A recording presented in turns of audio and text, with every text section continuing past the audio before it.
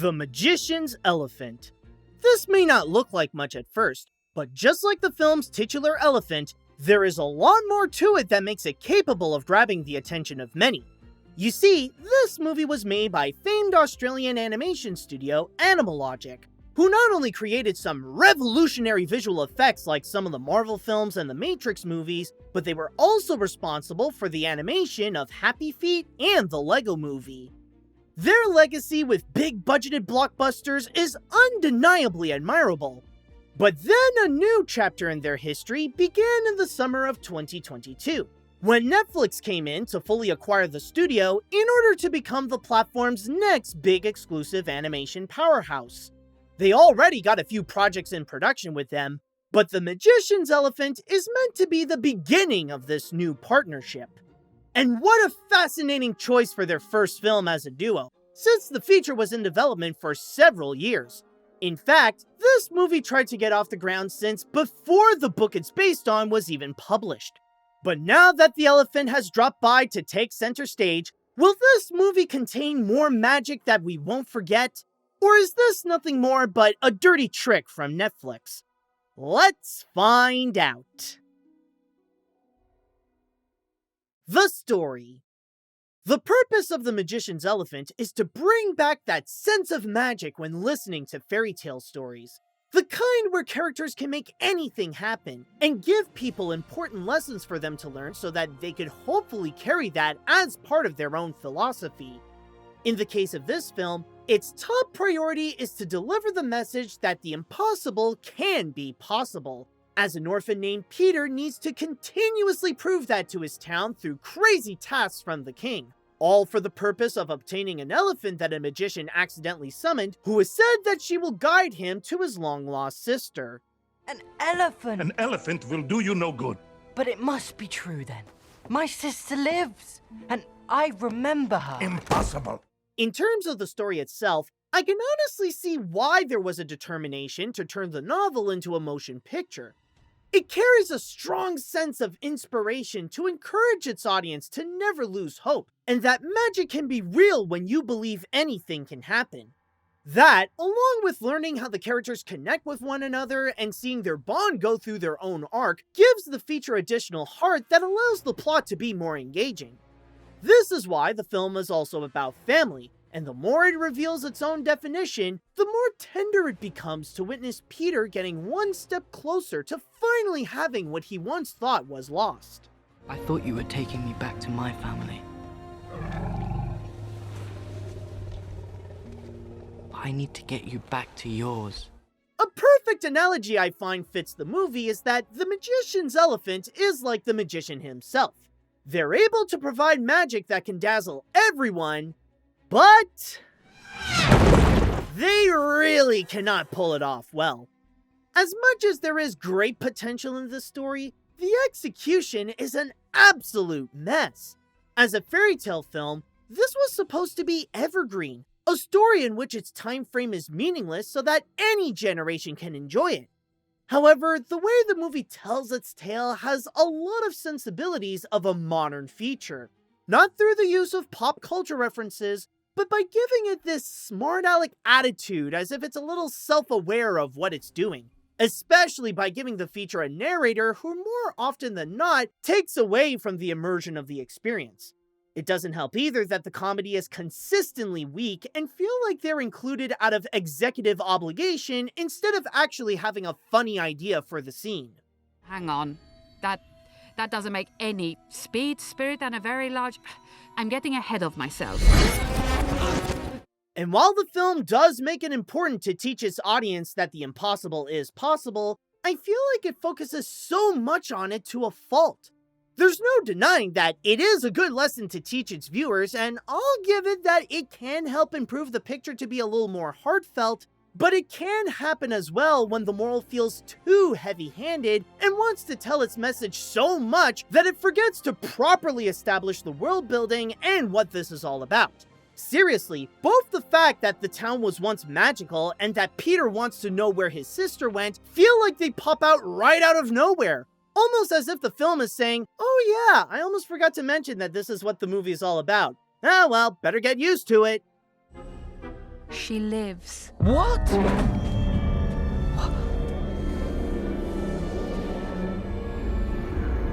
I could see the potential of the story and how it could be turned into a magical animated adventure that can be captivating. Maybe it's better how it was told in the book, but the movie certainly did not do it justice. The animation.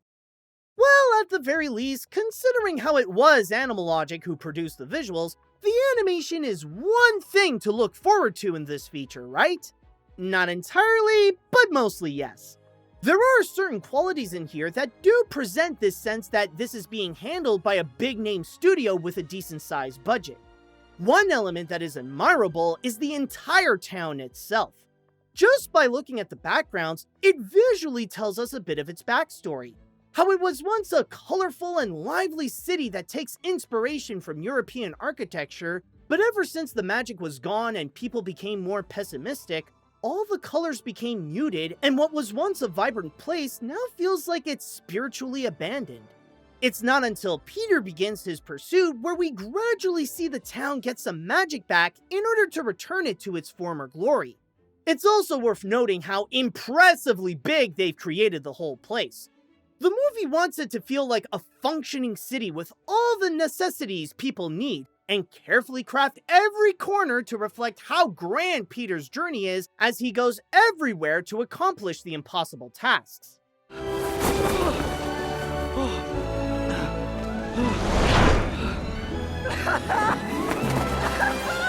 But then when it came to animating the characters themselves, that's where the Magician's Elephant no longer finds itself among having the most admirable animation. I'll say now that my biggest issue with the visuals is the designs. They found themselves to be right in the middle of being uncanny, trying to look realistic as a CG film, but also give it some artistry by having them look a little more abstract. This is a case where the film should have done one or the other, and I know that either way it would have looked beautiful. The film should have chosen to either commit a little more to the realism, or just throw it away entirely to embrace a more unique style. The fact that it tries to do both results in the people looking unnaturally deformed, all with gigantic eyes and large puffy lips that makes you question if the town was once filled with magic, or if it's actually radiation that wants to apply the movie's message to human genetics.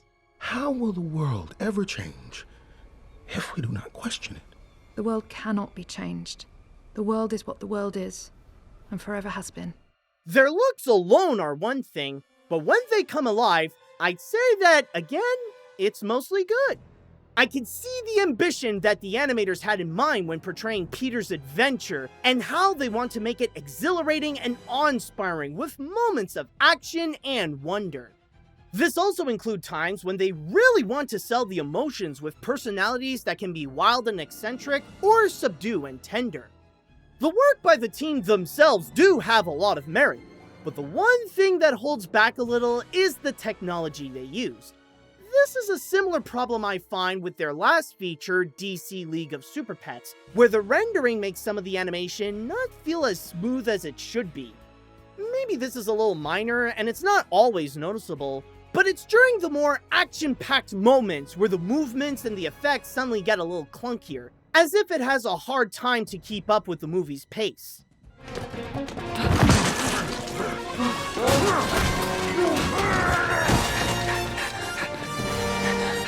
This is certainly not the best animation you'll find on Netflix, but for what it is, this is still some solid work, and there can be some parts worth admiring to watch the amount of effort that was put in.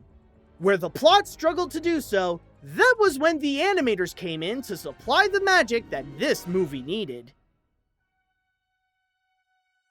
The characters. Of course, in order to deliver that the impossible is possible, you need some characters to provide a great example of how that statement can be true. And yet, with the way that it can try too hard to hammer in the message, it doesn't have time to invest in making the characters strong or well written enough for the viewers to connect with them.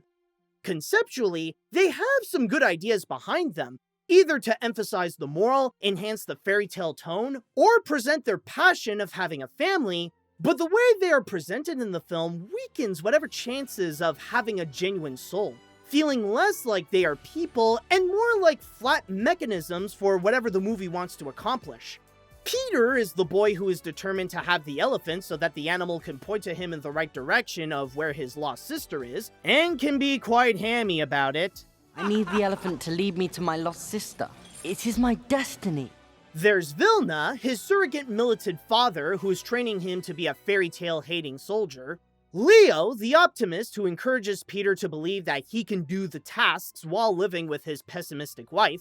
The fortune teller, who is also the narrator. The magician, who wanted to bring magic back to the town but is not good at it himself. And the countess, who is the royalty unable to laugh.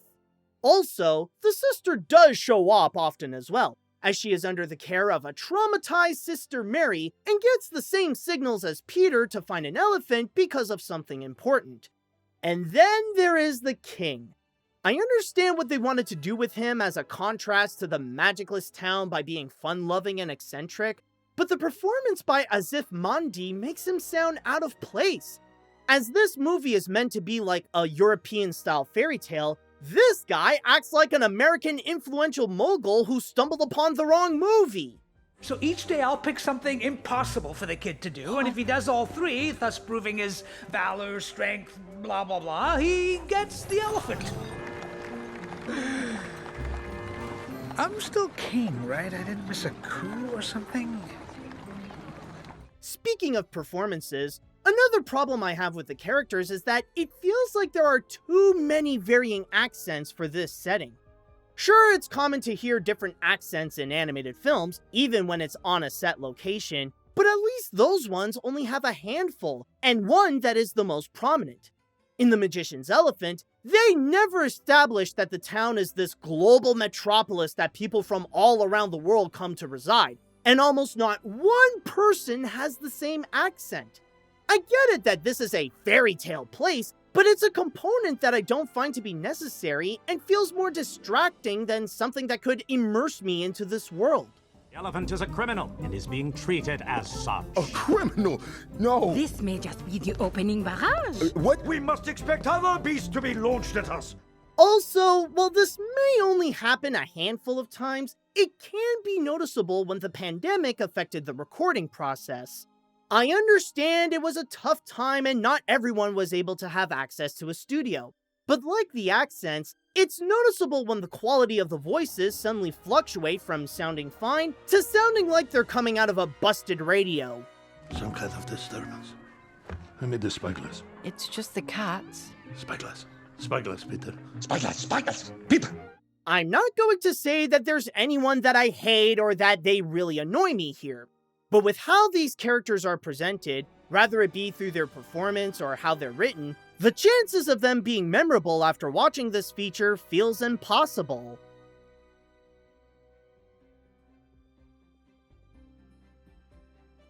Deep within all of this, there is a good movie that can be found.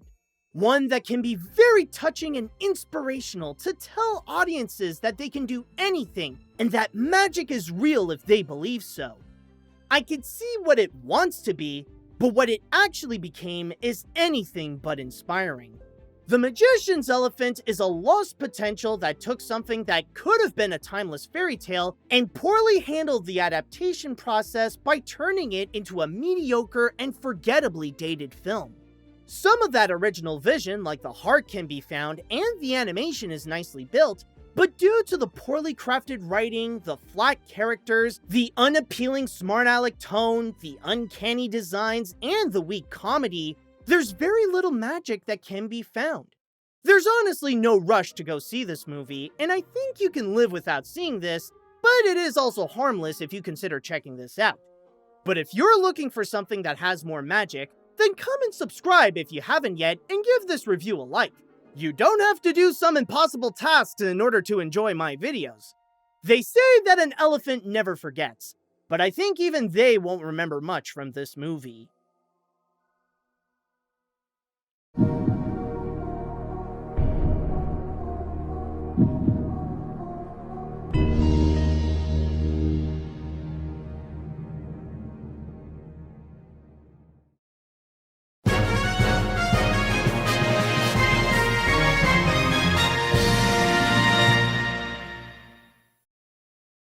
I knew it would come. You did? No, but I had strong and unreasonable hopes. And sometimes that's enough.